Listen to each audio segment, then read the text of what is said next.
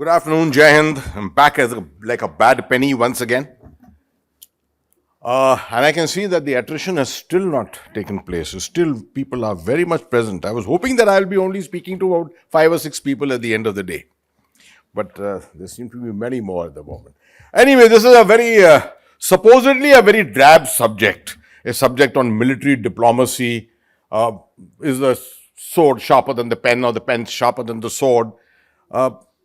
I'll try and make it a little more interesting for you by making it anecdotal rather than making it theoretical.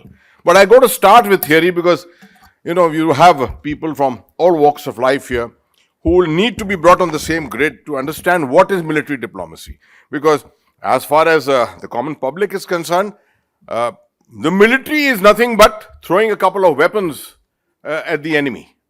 Right? It's all about fighting, it's all about AK-47s, it's all about the kinetic domain, counting bodies at the end of the day, not realizing that warfare is not just kinetics. Warfare has a spectrum, right? Now you're looking at cyber. We just heard the whole beautiful presentation on cyber. Cyber has nothing to do with kinetics. It's a kinetic in a different domain, right? But you see the kind of effects it is happening, and it's very much a part of warfare today. Similarly, you will find in the spectrum lots and lots of activities. Diplomacy is one of them. Now, let me try and illustrate this to you.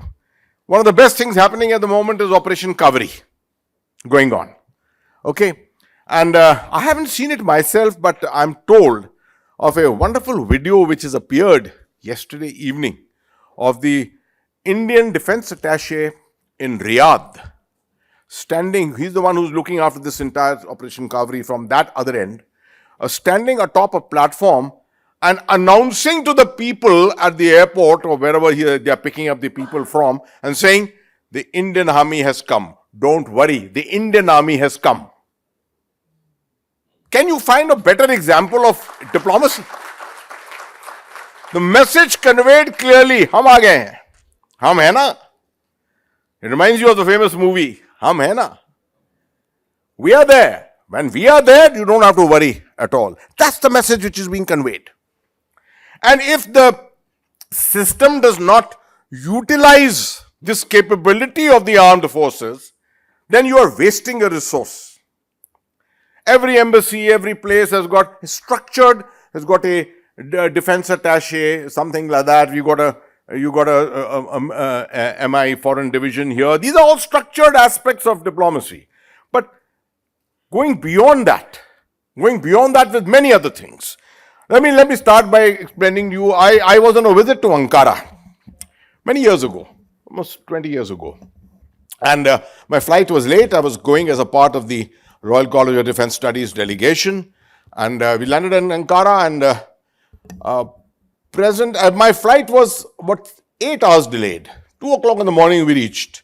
I had with me people from 18 countries. Developed countries, this, that. All of them reached bleary-eyed. No one to receive. There was someone from the Turkish government who had come to receive us. But I was like a VIP because I was being received by the Indian Defense Attaché in Ankara. Brigadier Ajay Talwar of the Mechanized Infantry was there at 2 o'clock in the morning to receive me. When the 18 officers who were with me saw it, they were from 18 different countries.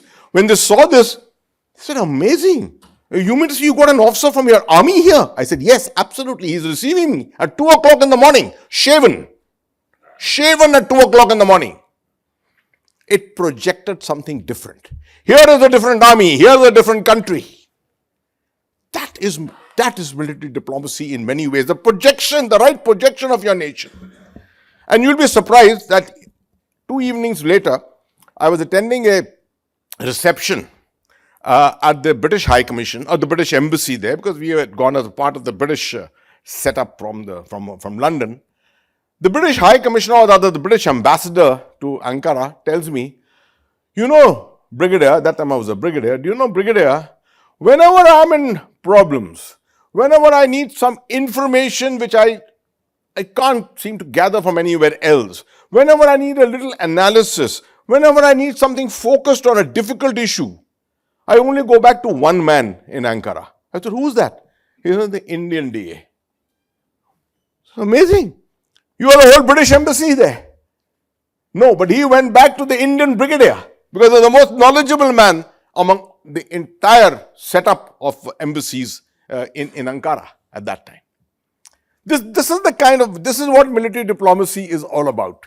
Projection of your image, correction, and helping resolve these problems. Let me give you one small definition of it. The profession, activity, or skill of managing international relations, typically by a country's representative abroad, is called diplomacy. Right? And what is military diplomacy? The employment of military resources in a non-offensive manner to create or facilitate a positive working environment and promote trust. It is a subset of political diplomacy. On its back rides national strategic outlook. Let me give you another example. Why do you think Pakistan and Saudi Arabia have enjoyed such a strong relationship over years? Do you know that in 1978-79, when the Iranian Revolution took place, Saudi Arabia perceived a threat to the royal family with what's happening in the environment there. The Soviet invasion of Afghanistan had taken place in 1979. They turned to one country who were supposedly great friends of theirs, Pakistan. And from Pakistan came an armored brigade and an infantry brigade and stayed in Saudi Arabia for the better part of the next 15 years. They embedded the relationship between Pakistan and Saudi Arabia. The protection of the royal family was in the hands of the Pakistan army.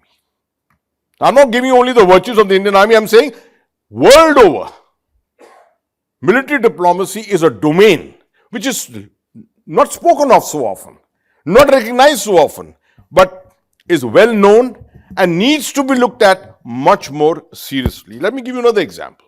I can keep giving you anecdotes after anecdotes on this issue. I went to Tehran as a part of an Indian delegation, not too many years ago. It was after the 5th of August decisions on Kashmir, 370. You will be surprised to know that in Tehran, our embassy itself, very happy to see my face. Said, you've come, so why don't you detach yourself from the delegation? I said, why? He said, we need you for something different. Let me know, what can I do for you? He said, we need you to speak to the Iranian media. Next 2-3 days, if you can spend time with the Iranian media, television, print media, etc. I said, on what? What subject? They said, Kashmir. Why? Why? There was no one with hands-on experience there to speak on this, to go to the media. And you know, Tehran is the propaganda capital of the ISI. That's where the ISI goes and talks the maximum. Because they know India-Iran relations are in the making, Chabahar and things like that. And they wanted to make sure that they go there, talk about the UN resolution, about India's human rights violations in Jammu and Kashmir and things like that. They said, so if you can speak, I thought this was a great opportunity. I went downtown Tehran, spent my next 48 to 72 hours only in television studios, different print channels, with different print organizations, and interview after interview. You will be very surprised to know every question which was thrown to me in the interviews was as if it was drafted at Rawalpindi. That, you see, the perception was that no one knew what is Shimla Agreement. Shimla Agreement, bhul jao. Everyone spoke of Karachi Agreement 1949, which is something which we don't even talk about today. Now, if you don't have knowledge on this, if you don't have knowledge on these issues, you're not going to be able to speak on it. For us in the army, those who have been in Jammu and Kashmir know that what is exactly the Shimla Agreement? How was the LOC exactly created? What are the conditions on the line of control? What are the challenges? What is the meaning of proxy war? What is the meaning of sponsored terrorism? These terms are alien to people around the world. No one knows about it. Let me tell you one more small story before I end. This is all about my international travels. Spoken at Tel Aviv. Went to Tel Aviv as a part of the Herzliya summit, counter-terrorism summit. So this is one place where we can speak openly. Pakistan does not even have it doesn't have diplomatic relations with Israel. So unlikely that there's going to be anyone here to be speaking against India. So let's give the Indian standpoint nicely. Let's put this across to people, international community here. Let them all hear what the Indian stand on Kashmir is and other issues. You will be surprised. When my turn came up next morning to speak at 10:30, but before that, at breakfast at 8 o'clock, there were 3 Pakistanis sitting with me on the table. 3 Pakistanis were sitting with me on my breakfast table and sharing breakfast with me. They had reached there also. It just shows that someone was very proactive on military diplomacy on the other side of the line of control, who knew that we will be there to cultivate our point of view here in a very important summit.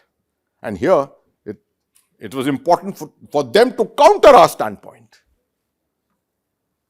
So, what I'm trying to essentially explain to you, next 2 minutes only, is that there are domains and domains and domains which can be exploited by those who make political diplomacy, those who are career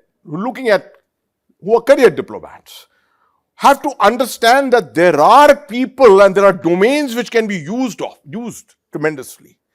For example, again, are you aware that our staff college, our Defense Services Staff College at Wellington, established since 1948, has got alumni after alumni from all over Africa, all over Asia, lots of countries of Europe, etc. Sudan is one of those countries which has constantly sent an officer as a part of our ITEC program to India, to the staff college. If someone perhaps had made an effort, you may even have found an PSC officer of the Sudan army there at the moment, with whom you could make a contact. The reason why contacts between uniformed people make such a difference is, first of all, because you're uniformed. You are of a different culture, considered to be of a different culture, of a certain different training. There's a commonality of your thinking, and therefore people who are in uniform normally tend to flock together. It helps. It helps in the overall diplomatic posturing. Last part, if there's anything more which I have left to speak. Do you know that India, after having won the 71 war, how did our relationship with Bangladesh flourish thereafter? Not too great, not too strong. I went in 2015 to the National Defense College of Bangladesh to speak there. I was horrified to know I was the first Indian Army general to be speaking at the Bangladesh NDC. We should have had a general officer, an air marshal, and an admiral speaking there every year. That's what we should have done. By our neighbor, a country we have helped deliver its independence. We didn't have to talk down to them. We didn't have to tell them that we delivered your independence. No, we were there with you when you were the ones who delivered your independence. That's the way diplomacy works. No, but we were wrong in our approach on that. Over these years, fortunately, amends have been made. Today we have a good, flourishing relationship with Bangladesh. I was very, very happy to go there, speak. I was supposed to speak at only one event, and I spoke at 5 events subsequently. In one particular event at the Bangladesh Institute of Strategic Studies, the Prime Minister sent her military advisor to listen to what I had to say. The Indian general has come from India. Let's listen to what he is saying. And this was the time when Bangladesh was suffering from acute threats of terrorism, internal terrorism, from the Jamaat-e-Islami and things like that. I spoke exactly that. Nothing against in any other way. I wanted to convey to the Bangladesh government, the government of India, the thinkers within the strategic community of India are all with you. We support you. That was the message I wanted to convey. And that's the message which came out clear next morning in the media when I found that I was in the headlines speaking that. So it's important, it's a very important aspect. One doesn't realize it, that the pen sometimes, the mind sometimes, there are lots and lots of people in the armed forces who are doing tremendous work. I mean, this kind of cyber work which General Pant is doing at the moment, I can assure you there'll be n number of countries in Africa and Asia, etc., who would love to collaborate with him. Because that's where the future is. And that's where we should be moving. We should be assisting all those countries. And his organization can do wonders in a field like that. So as technologies move on, as India becomes more and more advanced, as we become a $5 trillion and a $10 trillion economy, let's not keep political diplomacy as the only diplomacy. Let's make sure that we look at other domains of diplomacy, among them military diplomacy being one of the primary ones. Thank you very much and Jai Hind.